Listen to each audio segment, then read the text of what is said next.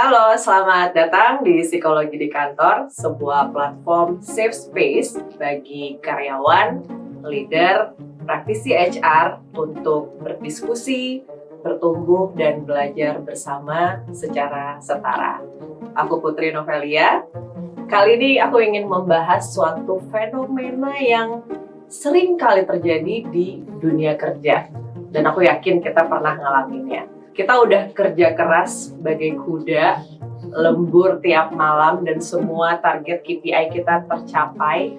Dan kamu sangat percaya diri nih bahwa tahun ini kayaknya kamu akan dapat promosi atau mungkin dapat bonus yang menjanjikan. Tapi ternyata saat periode promosi datang, justru yang dipromosikan adalah rekan kerja kamu yang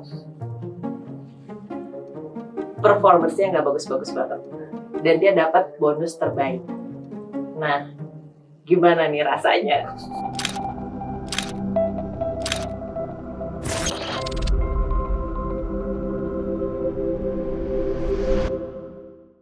Selamat datang di fenomena favoritism atau pilih kasih di tempat kerja. Sebuah kondisi di mana kedekatan personal itu sering kali mengalahkan profesionalitas. Nah, hari ini di program Psikologi di Kantor, kita nggak akan cuma sekedar mengeluh, tapi kita akan bedah masalah ini secara objektif menggunakan perspektif psikologi kerja dan juga manajemen organisasi. Kenapa ya? Atasan itu bisa punya anak emas, golden boy. Dan gimana cara kita untuk tetap bersinar nih kalau seandainya kita terjebak di lingkungan yang seperti ini? Secara psikologis, memang manusia itu punya kecenderungan alami yang disebut dengan in-group bias, di mana kita secara tidak sadar akan lebih nyaman dan percaya pada orang yang punya kemiripan dengan kita. Jadi, kalau seorang atasan ngerasa lebih cocok kerjasama atau ngobrol dengan salah satu staf, ya itu adalah hal yang sangat manusiawi. Mungkin karena satu alma mater atau karena satu suku, itu biasa aja. Dan itu memang disebut dengan chemistry kerja, gitu ya. Tapi ada batasan yang tipis banget antara chemistry yang sehat dengan yang namanya toxic favoritism. Dan garis itu kalau seandainya dilewatin itu bisa jadi bencana. Kenapa? Karena pendekatan personal itu bisa merusak penilaian yang objektif. Dan banyak atasan yang nggak sadar kenapa mereka pada akhirnya melakukan pilih kasih dan terjebak pada bias konfirmasi ini.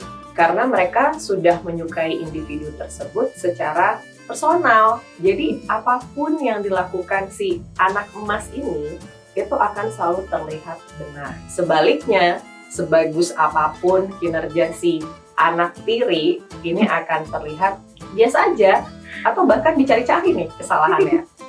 Nah, gimana caranya manajemen organisasi melihat fenomena ini? Ketika organisasi itu membiarkan budaya favoritism ini terus terjadi, maka ini akan berdampak sangat fatal sekali, gitu ya. Ketika indikator penilaian kinerja menjadi bias akibat favoritism, talenta-talenta terbaik di perusahaan, terutama mereka yang kompeten tapi gak bisa cari muka, gitu ya. Ya udah, mereka akan nggak akan bertahan lama dan mereka memilih untuk resign. Dan ujungnya adalah perusahaan tentunya akan kehilangan aset terbaik dan hanya menyisakan orang-orang yang jago cari muka tapi nggak kompeten. Nah, di era saat ini rasa-rasanya organisasi nggak mungkin akan sehat kalau loyalitas itu hanya bersandar pada personal, bukan bersandar pada standar profesionalitas. Lalu apa sih yang bisa kamu lakukan kalau kamu berada di posisi yang tidak menguntungkan nih sebagai anak tiri gitu ya, bukan golden boy? Nah, ini yang bisa kamu lakukan. Yang pertama adalah just being you. Kamu nggak perlu menjadi orang lain untuk bisa disenangi, cukup tunjukkan kontribusi dan kompetensi terbaik kamu. Kedua, ubah strategi kerja kamu.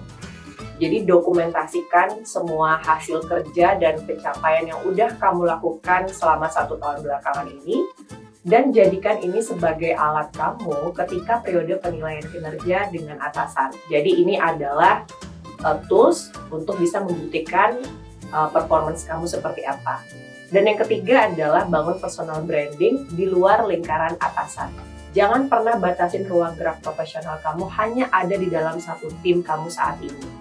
Bangun hubungan baik dengan manajer dari divisi lain atau tim HR. Kalau ada kesempatan ikut terlibat dalam proyek-proyek lintas divisi, kamu bisa ikutan. Karena dengan begitu kamu akan terlihat dan pastikan bahwa manajemen atau perusahaan itu bisa melihat kompetensinya kamu. Jadi ketika atasan mungkin berusaha untuk menutupi prestasi kamu, manajemen akan tahu bahwa kamu juga bersinar. Nah, teman-teman, dunia kerja tuh memang nggak selalu ideal ya. Dan manusia tuh emang nggak pernah luput dari yang namanya kesalahan. Tapi kita mesti ingat satu prinsip bahwa kita akan bersinar di tempat yang tepat. Jadi ketika kamu ngerasa bahwa lingkungan kamu saat ini bukan tempat yang tepat untuk bersinar, jangan pernah meragukan kompetensi kamu, jangan pernah meragukan kapasitas dan nilai yang kamu miliki. Dan apalagi jangan pernah biarkan penilaian subjektif dari satu orang atasan itu membuat kamu ragu atas kredibilitas, nilai, dan juga kemampuan kamu sendiri. Jadi, aku pengen dengar cerita dari kalian semua. Silahkan berbagi pengalaman kamu di kolom komentar. Dan jangan lupa like, share juga video ini ke rekan kerja yang memang membutuhkan. Sampai jumpa di episode berikutnya.